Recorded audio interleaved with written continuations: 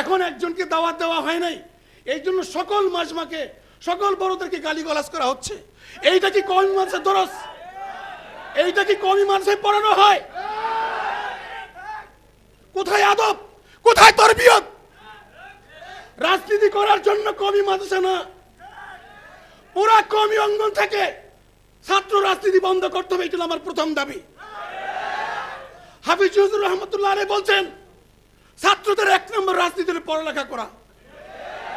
পড়ালেখা বাদ দিয়ে রাজনীতি করবেন, হুঙ্কার দিবে যে তার পিছে দৌড়াবেন, হকের টিলার হয়ে আছে তাদেরকে আপনার তোষামত করবেন, এইটা বাংলাদেশে চলতে দেওয়া যায় না। আল্লাহ তাআলা আমাদেরকে বুঝার তৌফিক দান করুক। আরেকটি কথা বলি, আমাদের লিংকন সাহেব প্রতিমন্ত্রী হয়ে আসছেন, আমাদের কোনো দুঃখ নাই। ওনাকে যে কোনো মন্ত্রণালয়ে যে কোনো ফুল মন্ত্রী বানায় দেন, আমাদের কোনো দুঃখ নাই। আহলে হাদিস বাংলাদেশের স্বীকৃত ফিরাকে বাতিলের অন্যতম একটা সংগঠন। আমি মনে করি জামাত ইসলাম 10 বার প্রচার পরে একটা আহলে হাদিসের জন্ম হয়। সুতরাং জামাত ইসলামের ভিতরে আহলে হাদিস আহলে কোরআন সব আছে। জামাতের ইন্ধনে, জামাতের সংশ্লিষ্ট 11 দলের ইন্ধনে আমাদের প্রতিমন্ত্রী ওখানে বসছেন, আমার ওনাকে নিয়ে আপত্তি নাই।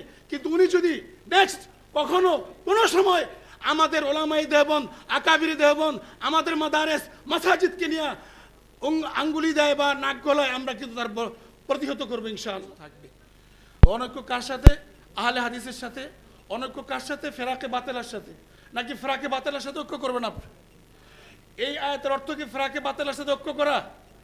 যারা ফেরাকে বাতিলের সাথে ঐক্য করে তাদের সাথে ঐক্য করা, যারা জামাত ইসলামকে অক্সিজেন দেয় তাদের সাথে ঐক্য করা, যারা নাকি মাদ্রাসার মধ্যে জামাত ইসলামকে নরমালাইজেশন করছে তাদের সাথে ঐক্য করা, যারা কওমি মাদ্রাসার ছেলেদের ভিতরে মওদুদিয়তকে ঢুকাই দিছে তাদের সাথে ঐক্য করা, তাদের হুকুমকে, তাদের হুমকিকে ভয় পাওয়া। ঐক্যর মিনিংটা বুঝতে হবে, হকের ঐক্য হইতে হবে। আর যদি হকের ঐক্য না বুঝেন, দাড়ি টুপি পরলে যদি সে হকের উপরে হয়, তো রবীন্দ্রনাথ ঠাকুরের দাড়ি ছিল, শিখেরও দাড়ি আছে, পাগড়ি আছে।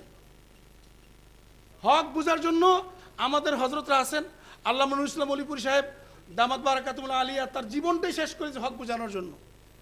ঠিক কি ঠিক না বলেন? উনি হকের ব্যাপারে কি বলছে কিছুদিন আগে আপনারা শুনছেন না? আব্দুল আওয়াল সাহেব হাফিজাহুল্লাহ, ওনাকে নিয়ে গতকালকে থেকে যা শুরু হয়েছে এই প্রোগ্রামটাকে কেন্দ্র করে, উনি কি এই দেশের মুরব্বী না বলেন? কয়দিন আগে নুরুল ইসলাম অলিপুরি সাহেবকে কি করছে বলেন? মাওলানা আমাদের আমির হেফাজত আল্লামা বাবুনগরীকে নিয়ে কি করতেছে বলেন? তাদের তখন কোথায় কথা ছিল বলেন?